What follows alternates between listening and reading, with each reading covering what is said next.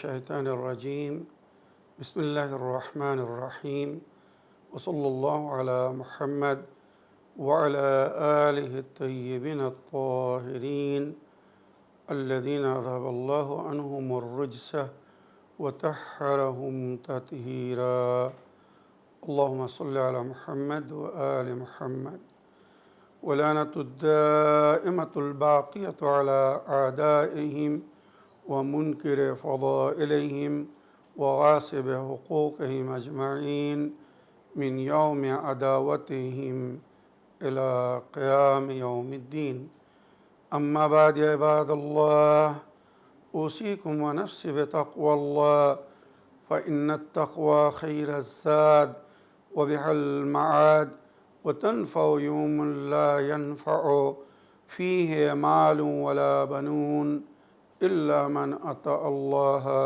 بقلب سليم وصلى الله على محمد وعلى آله الطيبين الطاهرين اللهم صل على محمد وآل محمد وعجل فرجهم আমার প্রিয় দর্শক ও শ্রোতাবৃন্দ আসসালামু আলাইকুম ওয়া রাহমাতুল্লাহি ওয়া বারাকাতুহু।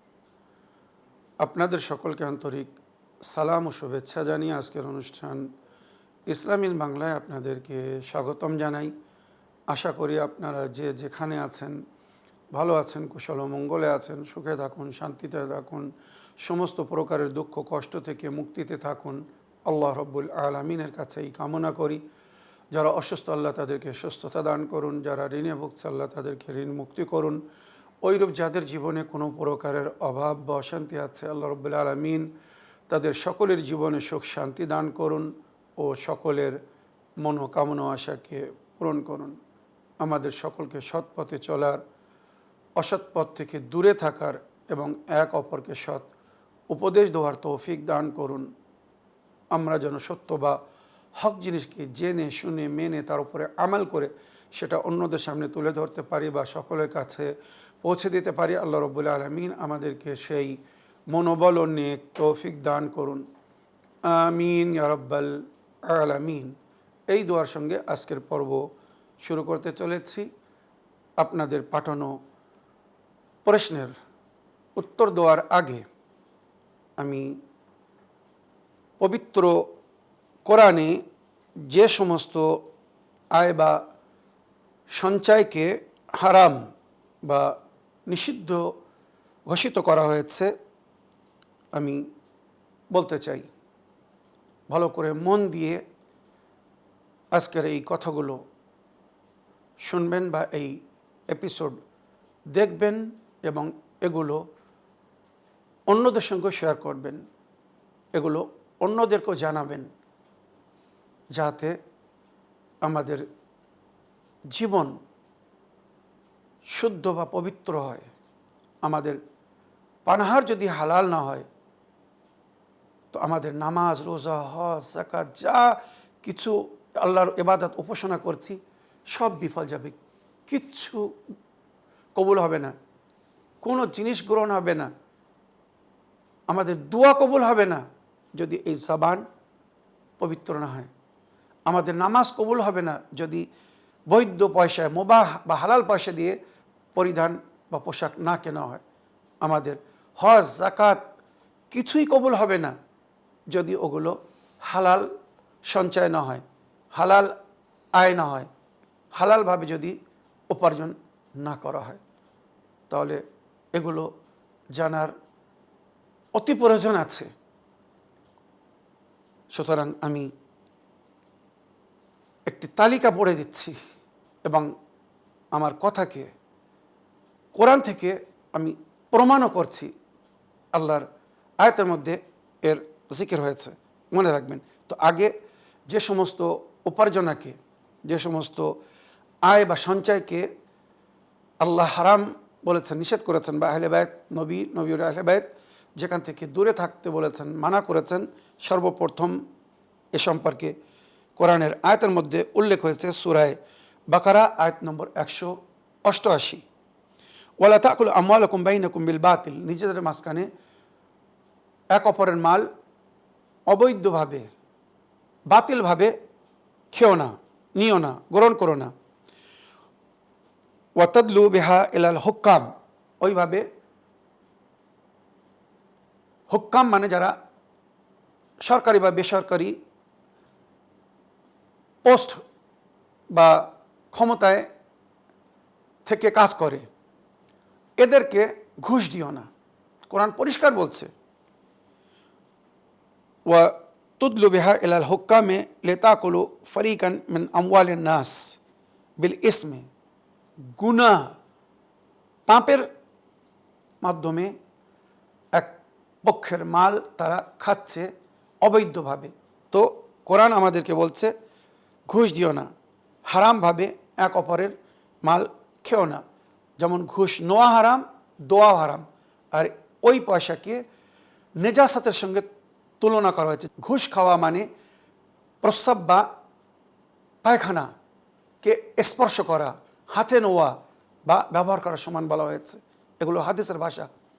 কেউ নিজের হাতে পেশাব নিতে চাবে, কেননা এটা বাস্তব রূপে সেই রূপ তারা দেখতে পাচ্ছে না, যার অরিজিনাল রূপ কালকে দেখানো হবে হাসরের ময়দানে, তার হাতের ওপরে থাকবে। ওই নেজাসাত, জঘন্যতা, দুর্গন্ধ আসবে, ঘৃণা করবে, ফেলে দিতে চাবে, ফেলতে পারবে না। আল্লাহ তাকে বলবে, এই জঘন্যতা, এই নেজাসাত তুমি তোমার হাতে নিয়েছিলে দুনিয়ায়, তো আজ এটাকে ধরেই থাকো, ধরে রাখো, ততক্ষণ পর্যন্ত নেজাত পাবে না, যতক্ষণ না এই নোংরা, এই নেজাসাতের সঙ্গে সেই জঘন্য স্থানে তুমি না পৌঁছে যাচ্ছ। সেটা জঞ্জাল, নরক, মনে রাখবেন। তো কোরআন এইভাবে বলেছে, ওয়া তুদলু বেহা এলাল হুক্কাম লিতাকুলু ফরিকান মিন আমওয়ালিন নাস বিল ইসমে, গুনার সঙ্গে, হারামের সঙ্গে, পাপের সঙ্গে অন্যদের মাল খাচ্ছে কিছুরা, ওয়ান তুম তালামুন, তোমরা এটা জানো। তো এটা প্রমাণ করলাম। এবারে খেয়ানাত করে কেউ আপনার কাছে আমানত রেখেছে, আপনি তার আমানাতে খেয়ানত করে সেটাকে খেয়ে ফেললেন, অপহরণ করলেন, তাকে ফিরিয়ে দিলেন না। এগুলো বহু আয়াতের মধ্যে জিকির হয়েছে। আমি সামান্য কিছু আয়াত পড়ে শোনাবো, যার মধ্যে অতি প্রকাশ্য রূপে সতর্কতা দেওয়া হয়েছে এবং বাস্তব বলা হয়েছে। চুরি করে, চুরির মাল হারাম, আপনারা জানেন। কোনো ধর্মের মধ্যে চুরিকে হালাল করেনি। মাওলা আলী আলাইহিস সালামের খেলাফতের যুগে, রাজিত্বর যুগে কোনো ব্যক্তি রাত্রে পানাহার না করে ঘুমায়নি।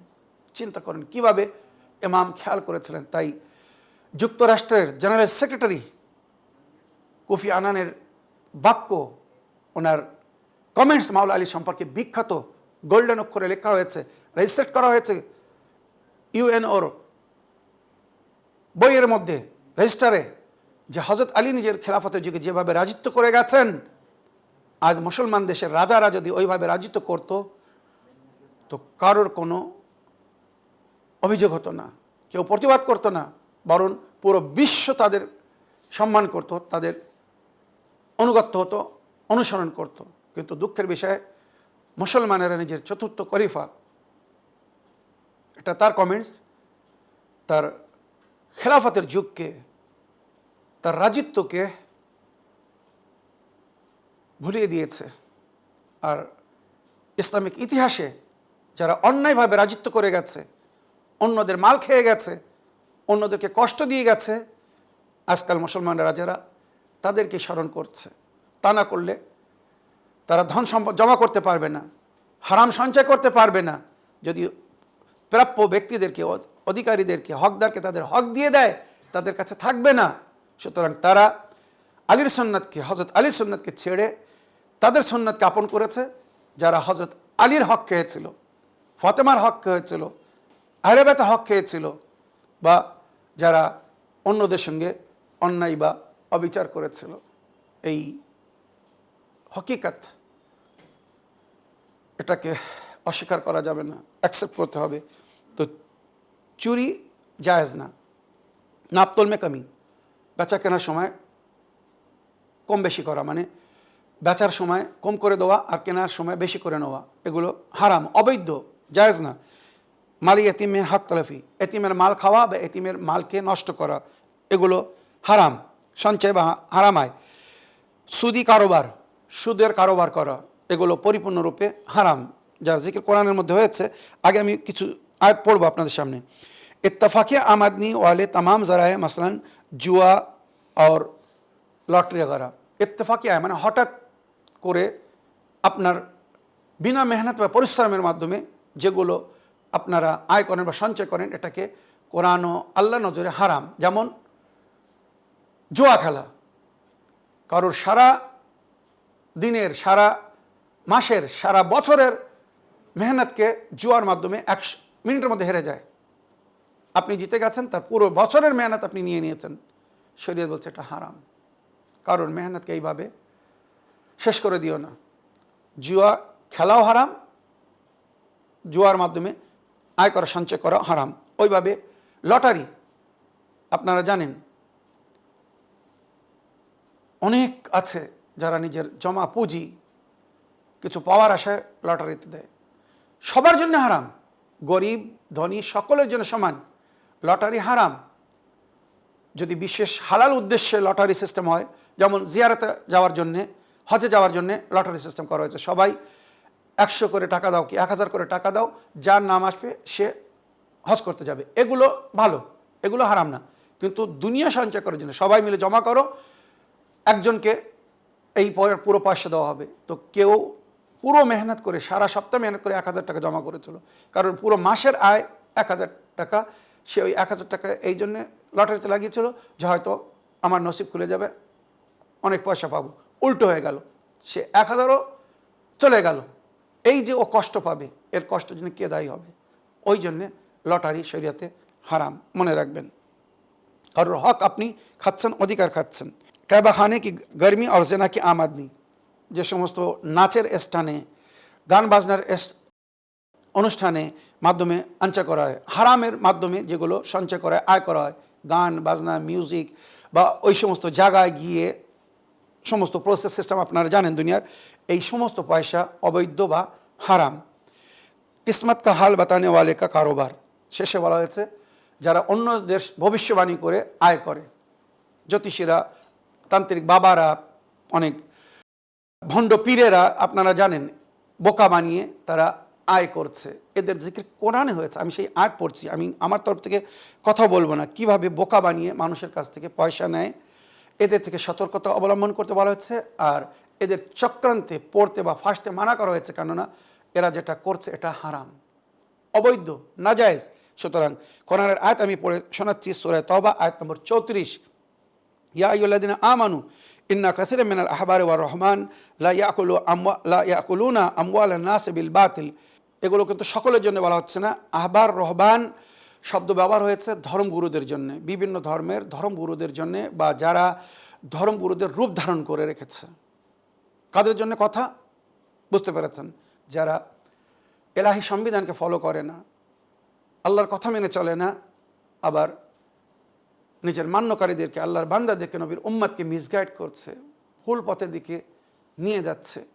আমি ধন্যবাদ জানাই ওই সমস্ত পীর বা মুর্শিদদেরকে যারা আহলে বায়াতের তালিমাতকে নিজেরাও ফলো করছেন, অন্যদেরকেও বলছেন।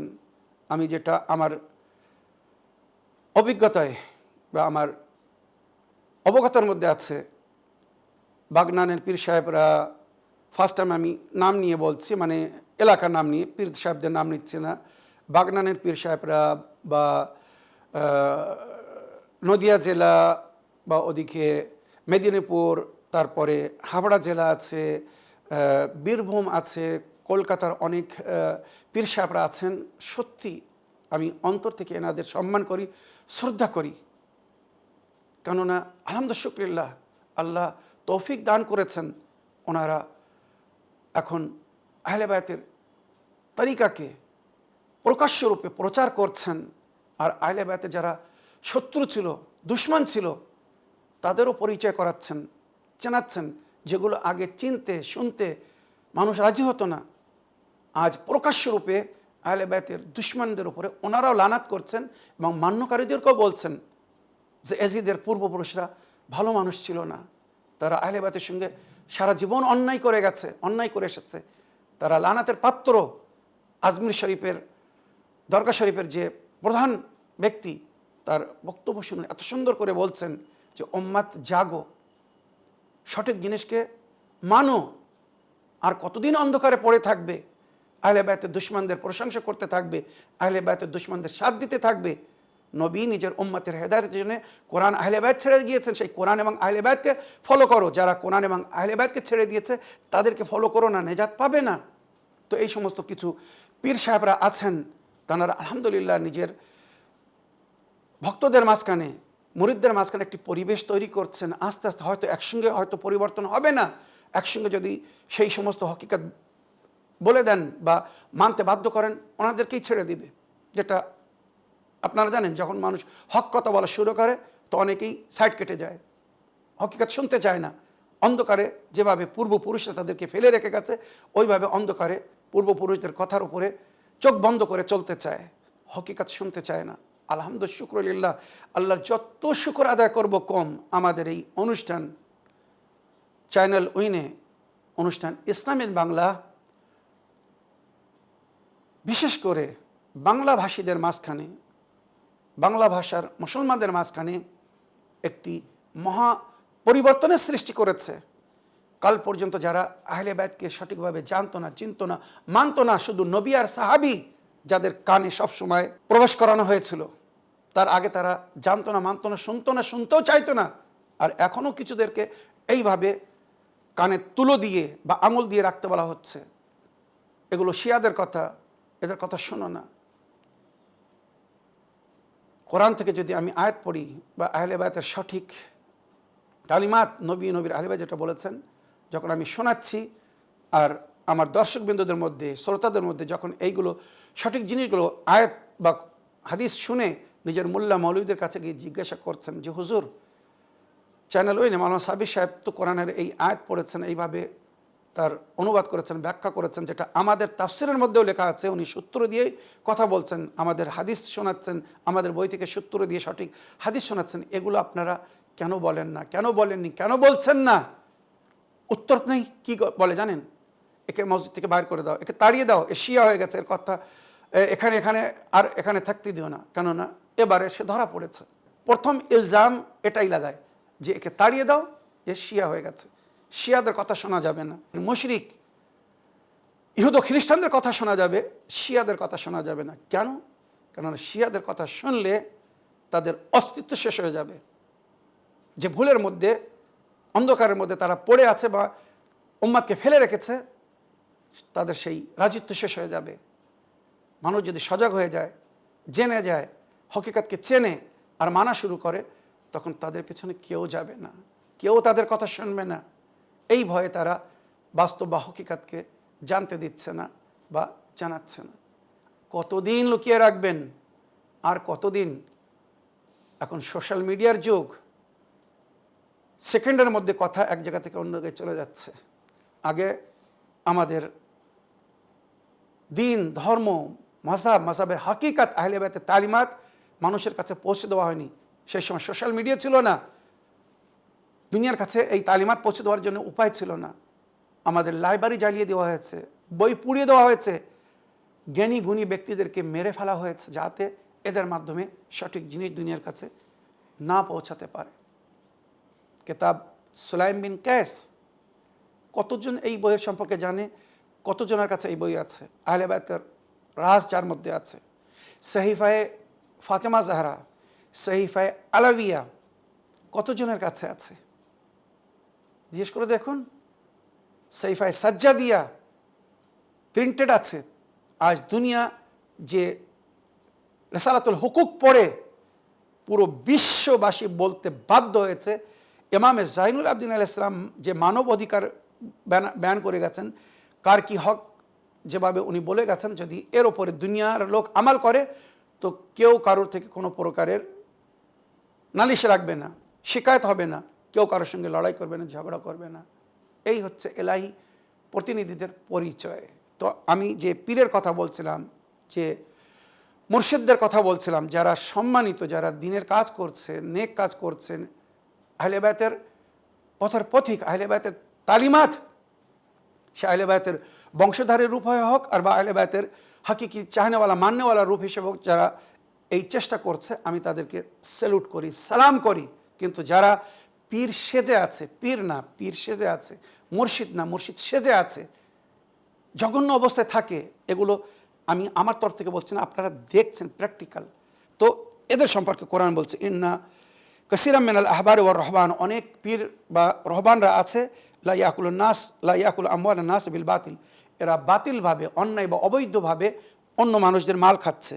ইসুদ্দুন আন সাবিলিল্লাহ, আর আল্লাহর পথে অবরোধ বা বাধা সৃষ্টি করছে, মানে কেউ আল্লাহর পথে চলতে গেলে তাকে চলতে দিচ্ছে না, নামাজ পড়তে হবে না, রোজা রাখতে হবে না, হজ করতে হবে না, কিছু করতে হবে না, শুধু আমি যেটা বলছি সেটাই করো। পরিষ্কার বলছি, যদি কোনো পীর কোনো মুর্শিদ নিজের আগে সেজদা করতে বলে, এটা মুশরিকের কাজ, বেদিনের কাজ। স্বয়ং নবী কখনো কাউকে নিজের সামনে সেজদা করতে বলেননি। তো যে কাজের হুকুম নবী দেননি, আমি বা আমরা বা আল্লাহর বান্দারা কি করে অন্য বান্দাদেরকে নিজের সামনে সেজদা করতে বলতে পারে? লিয়াকুল আমওয়ালান নাস বিল বাতিল ওয়া ইয়াসুদ্দুন আন সাবিলিল্লাহ, আল্লাহর পথ থেকে এরা বাধা সৃষ্টি করে। ওয়াল্লাযিনা ইয়াকনুদুনা আল যাহাব ওয়াল ফিজ্জা, এরা সোনা চাঁদি জমা করছে, মাল দৌলত, এগুলো ইশারা, দুনিয়ার মাল জমা করছে। ওয়ালা ইউনফিকুনা ফি সাবিলিল্লাহ, আর এরা আল্লাহর পথে খরচ করে না। আল্লাহর পথে আমাকে দাও, আমি দেবো না, শুধু তোমরা আল্লাহর পথে খরচ করো, মানে আমাকে দাও। ওয়ালা ইউনফিকুনা ফি সাবিলিল্লাহ, এরা আল্লাহর পথে খরচ করে না। কোরআন কি বলছে? আমার নবী ফাবাশশিরহুম বিআযাবিন আলীম, এদেরকে ভয়ঙ্কর আযাবের শুভ সংবাদ দিয়ে দিন। আশা করি কিছুরা এর থেকে শিক্ষা পাবে। আগে যে সমস্ত জিনিস কোরআনে মানা করেছে বা অবৈধ বা হারাম সঞ্চয় বলা হয়েছে, ইয়া আইয়ুহাল্লাযীনা আমানু লা তাকুলু আমওয়ালাকুম বাইনাকুম বিল বাতিল, সূরা নিসা আয়াত নম্বর 29, আল্লাহ রাব্বুল আলামিনের ইরশাদ হচ্ছে, হে বিশ্বাসীগণ, তোমরা আপোষে এক অপরের মাল বাতিলভাবে খেও না। বিভিন্নভাবে যার শিরোনাম বা সূচি বা তালিকা আপনাদেরকে পড়ে শুনিয়েছি যে কীভাবে মানুষ বাতিলভাবে এক অপরের মাল খেতে পারে বা খায় বা সঞ্চয় করে বা আয় করে। তো তার প্রমাণ এই আয়াত, ইল্লা আন তাকুনা তিজারাতান তারাযিন, হ্যাঁ, তোমরা এক অপরকে রাজি করে যদি তেজারাত করো, 10 টাকার মাল 12 টাকা বিক্রি করতে পারো, যদি সামনেওয়ালা 12 টাকা নিতে রাজি হয়, 14 টাকা 15 টাকা বিক্রি করতে পারো, তারাজি মানে এক অপরকে রাজি করে ব্যবসা করো, এটা হালাল। ওয়ালা তাকতুলু আনফুসাকুম ইন্নাল্লাহা কানা বিকুম রহিমা, তোমরা এক অপরকে হত্যা করো না। কারো জীবনকে নিরুপায় করে দেওয়া, কাউকে অক্ষম করে দেওয়া, অসহায় করে দেওয়া, মজবুর করে দেওয়া, আর্থিক হিসেবে কাউকে পুঁতে ফেলা, শেষ করা, এটাও কাতল। মনে রাখবেন, এই সমস্ত আয়াতের ব্যাখ্যা পড়ার প্রয়োজন আছে। ইন্নাল্লাহা বিকুম রহিমা, আল্লাহ তোমাদের উপরে যদি রহম না করতো, তোমরা শেষ হয়ে যেতে। আল্লাহর রহমের ওপরে ভরসা রাখো। সুদ নেওয়া দেওয়া হারাম, সূরা বাকারা আয়াত নম্বর 282-তে বিস্তারিতভাবে ঋণ দেওয়া সম্পর্কে আলোচনা হয়েছে, ওইরূপ রেবা সুদের সম্পর্কেও আলোচনা হয়েছে। তবে এখানে সূরা নিসা আয়াত নম্বর 161-তে আল্লাহ রাব্বুল আলামিনের ইরশাদ হচ্ছে, ওয়াখদিমার রেবা ওয়াকাদ নুহু আনহু, সুদ নেওয়া যেটাকে কোরআনে নিষেধ করা হয়েছে, আল্লাহ মানা করেছেন। ওয়া আকলিহিম আমওয়ালুন নাস বিল বাতিল, এইভাবে বাতিলভাবে অন্যের মাল খাওয়া, এটা হারাম। ওয়া আতাদনা লিল কাফিরিনা মিনহুম আযাবান আলিমা, আল্লাহ বলছেন যারা সুদখোর তারা কাফির। চিন্তা করুন সুদখোরকে আল্লাহ কি বলছে। এই আয়াত পড়ছি, কোনো হাদিস না যে মিথ্যা বা জালিও হতে পারে। যারা সুদ খায় আর অন্যদের মাল বাতিলভাবে খায়, কোরআন বলছে ওয়া আতাদনা লিল কাফিরিনা মিনহুম আযাবান, এই ধরনের কাফিরদের জন্য আমি ভয়ঙ্কর আযাব তৈরি করে রেখেছি। আযাবান আলিমা, অতি দুঃখদায়ক, পীড়াদায়ক, কষ্টদায়ক আযাব তাদের অপেক্ষা করছে। তো এই আয়াতগুলো যে আমি আমার কথা প্রমাণ করার জন্যে বা আমার কথার মধ্যে যে কতটা সততা আমি আয়াত থেকে প্রমাণ করলাম, আশা রাখি এর থেকে আপনারা শিক্ষা লাভ করেছেন, করবেন বা তারা করবে যাদেরকে এই কথা আপনারা শেয়ার করবেন, জানাবেন। আমাদের সমাজে যে অন্যায় অবিচার হচ্ছে, জঘন্যতা ছড়িয়ে যাচ্ছে, এর কারণ ভালো মানুষরা চুপ আছে বলে। ওই ভালো মানুষদের ওপরেও আল্লাহর আযাব হবে যারা সঠিক জিনিস জেনে শুনে মেনে আমাল করে অন্যদের কাছে পৌঁছায় না। তাই আমি সবসময় অনুরোধ করছি, আপনারা সঠিক জিনিসগুলো নিজেরাও জানুন, মানুন, তার উপরে আমাল করুন, এবারে সেটা অন্যদের কাছেও পৌঁছে দিন। এটা কিন্তু ধার্মিক বা নৈতিক হিসেবে আমাদের বা আপনাদের সকলের কর্তব্য বা দায়িত্ব।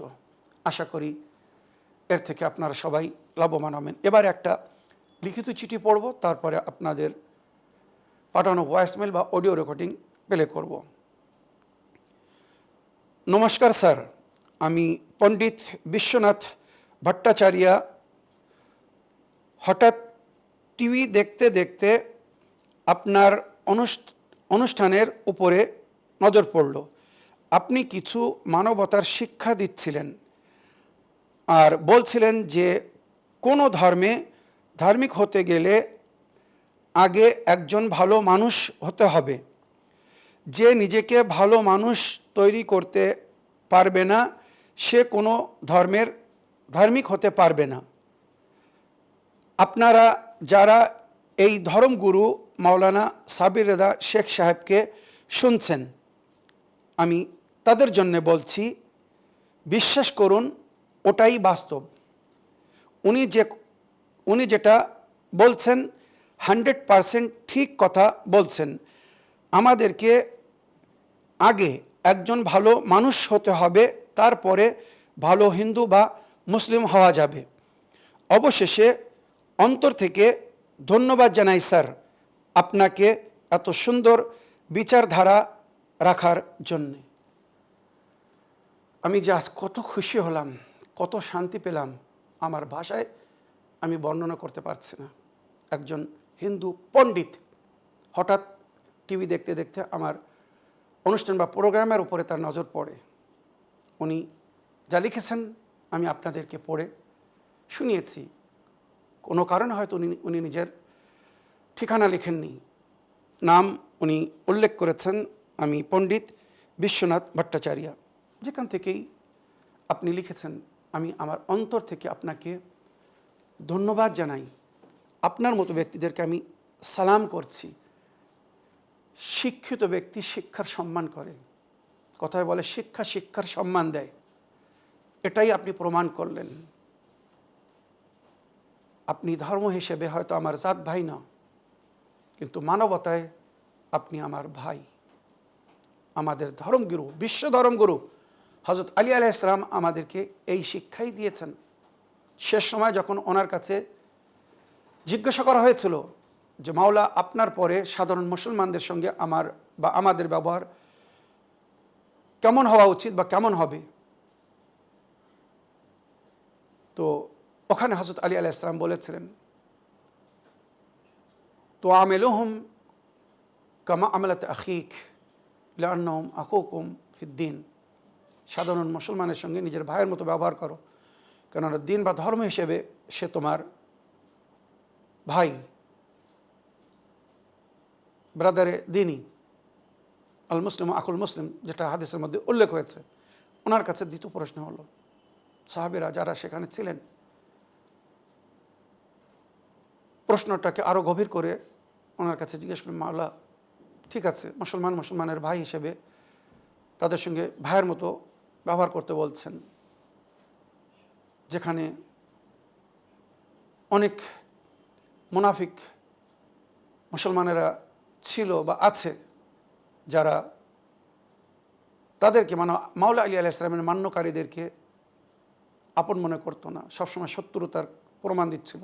যাই হোক, এবারে মাওলা আলী আলাইহিস সালামের কাছে প্রশ্ন হলো, মাওলা যারা আমাদের দিনের দিনদার না, আমাদের ধর্মের ধার্মিক না, মদিনায় বা কুফায় অন্যরাও বসবাস করত, মাওলা যারা নন মুসলিম, আমি পুরো সারাংশ একসঙ্গে করে দিচ্ছি, তাদের সঙ্গে আমাদের ব্যবহার কেমন রাখা উচিত বা কেমন হতে হবে।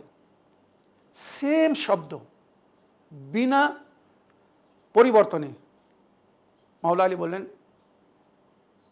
তো আমিলহুম কামা আমালাত আখিক, তাদের সঙ্গেও নিজের আপন ভাইয়ের মতো ব্যবহার করো। কেন? লিআন্নাহুম আখুকুম ফিল খিলকা, জন্ম হিসেবে, সৃষ্টি হিসাবে, মানুষ হিসাবে তারা তোমাদের ভাই।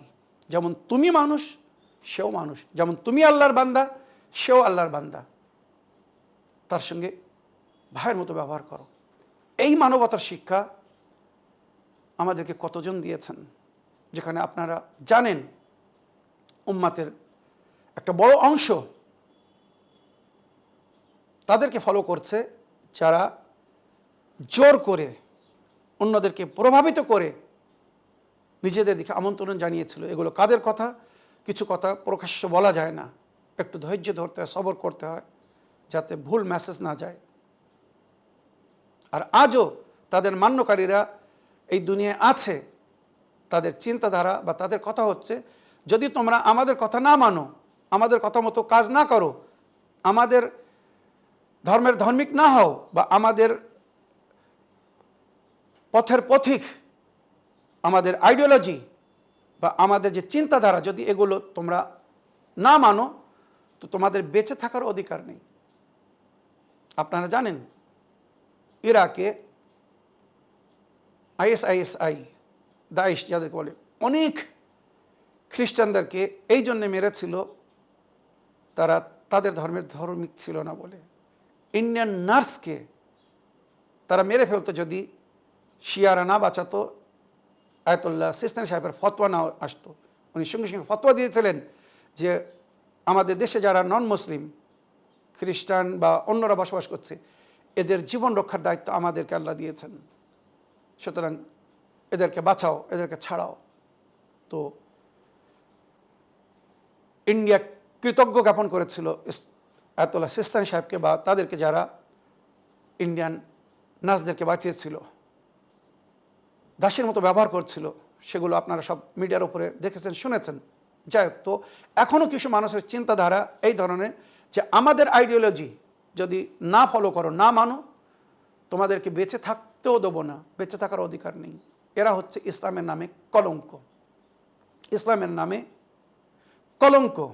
ইসলামকে এরাই বদনাম করে রেখেছে দুনিয়ার সামনে। মনে রাখবেন, যেখানে ইসলাম আমাদেরকে শান্তির দিকে আমন্ত্রণ জানাচ্ছে, আর কোরআন বলেছে লা ইকরাহা ফিদ্দিন, দিনের মধ্যে কোনো জোর জবরদস্তি নেই। যে দিনকে ধারণ করতে চায় ধারণ করুক। তবে আল্লাহর কথা হচ্ছে ইন্নাদ-দীনা ইনদাল্লাহিল ইসলাম। আল্লাহর নিকটে একটাই মাত্র দিন বা ধর্ম যেটাকে আল্লাহ নিজের বান্দাদের জন্য পছন্দ করেছেন, সেটা হচ্ছে ইসলাম, মানে শান্তির দিন। আল্লাহ নিজের বান্দাদের জন্য শান্তি চায়, সুতরাং তাদের জন্যে আল্লাহ বলছেন ওয়ারাজিতু লাকুমুল ইসলামা দীনা, আমি দ্বীনে ইসলামকে তোমাদের জন্য পছন্দ করেছি। ওয়া মান ইয়াবতাগি গায়রাল ইসলামা দীনান ফালাই ইয়াকবাল মিনহু, ইসলাম ছাড়া অন্য দিনকে যদি কেউ আপন করে, তো আল্লাহ তার থেকে তার সেই দিনকে গ্রহণ করবে না, মেনে নেবে না। এগুলো সব কিন্তু কোরআনের আয়াত পড়ছি, কোনো হাদিস না। তো আমি আমার এই সম্মানিত এবং শ্রদ্ধেয় পণ্ডিত সাহেবকে অন্তর থেকে আমি ধন্যবাদ জানাই এবং সালাম করি যে আপনাদের মতো ব্যক্তিরা আমাদের কথা শুনে যে কমেন্টস করেছেন, প্রশংসা করেছেন, বা আমার দর্শকবৃন্দদেরকে যেটা আপনি জানাতে চেয়েছেন বা জানিয়েছেন যে মাওলানা সাবির সাহেব যেটা বলছেন ওটাই বাস্তব, ওটাই হক বা সত্য কথা, যে কোনো ধর্মের ধার্মিক হতে গেলে আগে ভালো মানুষ হতে হবে। যদি আমরা ভালো মানুষ না হতে পারি, আমরা কোনো ধর্মের ধার্মিক হতে পারবো না। কারণ কোনো এলাহি দিন বা ধর্ম আমাদেরকে অন্যায়ের দিকে আমন্ত্রণ জানায় না, খারাপ কাজের জন্য বলে না। তো আমার প্রিয় বা শ্রদ্ধেয় পণ্ডিতজি বিশ্বনাথ ভট্টাচার্য সাহেব, আপনার চিঠি লেখার জন্যে আপনাকে অসংখ্য ধন্যবাদ জানাই।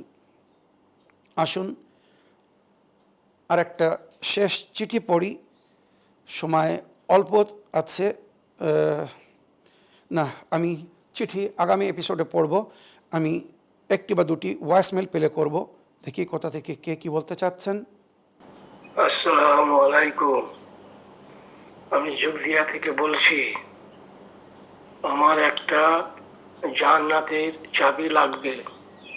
আমি অনেককে আপনার উলুবেড়িয়ার ওদের কাছ থেকে ফোন নম্বর নিয়ে ফোন করেছি, ও বলছি আজ নেই কাল নেই, এরকম করে করে আমার হচ্ছে। এখন পর্যন্ত আমি পাইনি। ওটা কিভাবে পাবো আমাকে এটা জানিয়ে দেবেন। আসসালামু আলাইকুম রহমতুল্লাহ বারাকাতুহু। আল্লাহুম্মা সাল্লি আলা মুহাম্মদ ওয়া আলা মুহাম্মদ। ওয়ালাইকুম আসসালাম রহমতুল্লাহি ওবরাকাতুহু। আমার প্রিয় ভাইজান, আপনার ভয়েসমেলের জন্য আপনাকে ধন্যবাদ জানাই। আপনি জান্নাতের চাবি বই নেওয়ার জন্যে উলুবেড়িয়ার কারোর কাছে দাবি করেছিলেন, আবেদন রেখেছিলেন, ফোন করেছিলেন, আপনাকে টলাচ্ছে, আজকাল এইভাবে বলছে। আপনার কাছে এবং আমার সমস্ত দর্শকদের কাছে আমার একটি বিনতি, হাত জোর করে অনুরোধ করছি, যারা মানুষকে ঠকায়, টলায়, মিথ্যা কথা বলে, তাদের পিছনে যাওয়া থাকা উচিত না। আমি কিন্তু কারোর কোনো নাম নিয়ে কথা বলছি না, একটা সাধারণ কথা বলছি। যারা মিথ্যা কথা বলে, কোরআনে তাদের উপরে লানাত হয়েছে। যারা অন্যদের গীবত করে, মুনাফিকাত করে, তাদের উপরে লানাত হয়েছে। বুদ্ধিজীবীর জন্য ইশারা যথেষ্ট। আমি আপনাদের কাছে অনুরোধ করব, ওই সমস্ত লোকের কাছে সম্পর্ক না গড়ে, তাদেরকে ফোন না করে, বরং যাদেরকে ফোন করার জন্য বারবার আমি বলছি, যেমন আলী রেজা সাহেব, তাফাজুল মল্লিক সাহেব, হাবিবুল্লাহ খান সাহেব, যাদের নাম, ফোন নম্বর টিভিতে শো করা হচ্ছে, আপনারা এদের সঙ্গে যোগাযোগ করছেন না কেন? মুখতার হোসেন, ইসলামিক বুক সেলার, উনি বই প্রোভাইড করছেন সমস্ত জায়গায়, সবচেয়ে বেশি জানাতে চাবি উনি প্রোভাইড করেছেন। ওনার সঙ্গে সরাসরি যোগাযোগ করুন। আপনারা অন্যদের কাছে কেন যাচ্ছেন যারা আমাদের সঙ্গে কোঅপারেট করছে না, বরং আমাদের নাম নিয়ে বিভিন্ন জায়গায় যাচ্ছে, যেটা আমরা বিভিন্ন জায়গা থেকে রিপোর্ট পেয়েছি, আমাদেরকে বলা হয়েছে হুজুর অমুক এসেছিলেন, ওনার সঙ্গে একজন পাগড়িধারী মৌলবীও ছিল, মাওলানা ছিল, আপনাদের সমালোচনা করছিল। বাস্তব বলছে, কিন্তু কিছুরা আছে আমাদের নাম নিয়ে সমাজে যাচ্ছে, সমাজের কাছে যাচ্ছে, আর ওখানে গিয়ে নিজেদের কথা বলছে, চ্যানেল উইনের কথা না নিয়ে, চ্যানেল উইনের প্রশংসা না করে, চ্যানেল উইনের অনুষ্ঠানের বিষয়ে আলোচনা না করে, তারা চ্যানেল উইনের নামে সেখানে গিয়ে জায়গা তৈরি করছে, যাচ্ছে যে আমরা অমুকের তরফ থেকে অমুকের জন্যে এসেছি, আর পরে চ্যানেল উইনের নাম, আমাদের অনুষ্ঠানের নাম, আমাদের নাম কেটে সেখানে নিজেদের নাম নিয়ে চালাচ্ছে। শত্রুদের, মুনাফিকদের পরিপূর্ণভাবে সাথ দিয়েছে এরা। সমস্ত জায়গায় গিয়ে আমার বা আমার অনুষ্ঠানের বিষয়ে বিভিন্ন প্রকারের অবরোধ সৃষ্টি করার চেষ্টা করেছে, মিসগাইড করেছে। আমি সেই বেদনা, সেই কষ্টগুলো ভুলতে পারছি না। তাই আমি এদের থেকে সতর্কতা অবলম্বন করার জন্য বলছি। এরা মিত্র হয়ে শত্রুর কাজ করেছে, আর এখনও করছে, বন্ধ দিইনি। তাই অনুরোধ করব আমার প্রিয় বড় ভাইজান, আপনি তাফাজুল মল্লিক, আলী রেজা সাহেব, মুখতার হোসেন সাহেব বা হাবিবুল্লাহ খান সাহেব, এই চারজনের মধ্যে কারো একসঙ্গে যোগাযোগ করুন। আপনার বই আপনি সময়ের মধ্যে পৌঁছে যাবেন, সঙ্গে সঙ্গে প্রোভাইড হয়ে যাবে।